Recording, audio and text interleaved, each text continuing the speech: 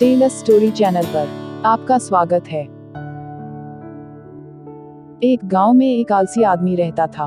वह कुछ काम धाम नहीं करता था, बस दिन भर निठल्ला बैठकर सोचता रहता था कि किसी तरह कुछ खाने को मिल जाए। एक दिन वह यूं ही घूमते घूमते आम के एक बाग में पहुंच गया। वहां रसीले आमों से लदे कई पेड़ थे। रसीले आम देख उसके मुंह में पानी आ गया और आम तोड़ने वह एक पेड़ पर चढ़ गया। लेकिन जैसे ही वह पेड़ पर चढ़ा, बाग का मालिक वहां आ पहुंचा। बाग के मालिक को देख आलसी आदमी डर गया और जैसे तैसे पेड़ से उतरकर वहां से भाग खड़ा हुआ। भागते भागते वह गांव के बाहर स्थित जंगल में जा पहुंचा। वह बुरी तरह से थक गया था, इसलिए एक पेड़ के नीचे बैठकर सुस्ताने लगा। तभी उसकी नजर एक लोमड़ी पर पड़ी। उस लोमड़ी की एक टांग टूटी हुई थी और वह लंगड़ाकर चल रही थी। लोमड़ी को देख आलसी आदमी सोचने लगा कि ऐसी हालत होने पर भी इस जंगली जानवरों से भरे जंगल में ये लोमड़ी बच कैसे गई, इसका अब तक शिकार कैसे नहीं हुआ।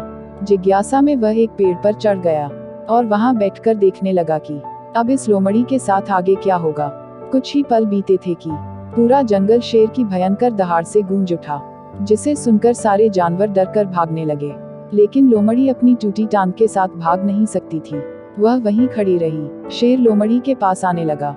आलसी आदमी ने सोचा कि अब शेर लोमड़ी को मारकर खा जाएगा, लेकिन आगे जो हुआ वह कुछ अजीब था। शेर लोमड़ी के पास पहुंचकर खड़ा हो गया। उसके मुंह में मांस का एक टुकड़ा था, जिसे उसने लोमड़ी के सामने गिरा दिया। लोमड़ी इत्मीनान से मांस के उस टुकड़े को खाने लगी। थोड़ी देर बाद शेर वहां से चला गया। यह घटना देख आलसी आदमी सोचने लगा कि भगवान सच में सर्वोपरि है। उसने धरती के समस्त प्राणियों के लिए, चाहे वह जानवर हो या इंसान, खाने पीने का प्रबंध कर रखा है। वह अपने घर लौट आया। घर आकर वह 2-3 दिन तक बिस्तर पर लेटकर प्रतीक्षा करने लगा कि जैसे भगवान ने शेर के द्वारा लोमड़ी के लिए भोजन भिजवाया था, वैसे ही उसके लिए भी कोई ना कोई खाने पीने का सामान ले आएगा। लेकिन ऐसा कुछ नहीं हुआ।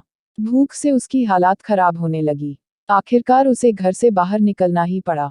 घर के बाहर उसे एक पेड़ के नीचे बैठे हुए बाबा दिखाई पड़े। वह उनके पास गया और जंगल का सारा वृतांत सुनाते हुए बोला, बाबा जी, भगवान मेरे साथ ऐसा क्यों कर रहे हैं? उनके पास जानवरों के लिए भोजन का प्रबंध है, लेकिन इंसानों के लिए नहीं। बाबा जी ने उत्तर दिया, बेटा, ऐसी बात नहीं है। भगवान के पास सारे प्रबंध है, दूसरों की तरह तुम्हारे लिए भी। लेकिन बात यह है कि वे तुम्हें लोमड़ी नहीं, शेर बनाना चाहते हैं। और जिसे तुम नसीब कह रहे हो, बल्कि वह मेहनत की एक पहचान है। अगर वह मेहनत करके वहां तक भी नहीं जाता, तो उसे वह भी नहीं मिलता। इसलिए भगवान के भरोसे मत बैठो। क्या पता भगवान तुम्हारे भरोसे बैठा हो। उनकी बात सुनकर उसे ज्ञान हुआ और वह आज से कर्म करने की ठानी।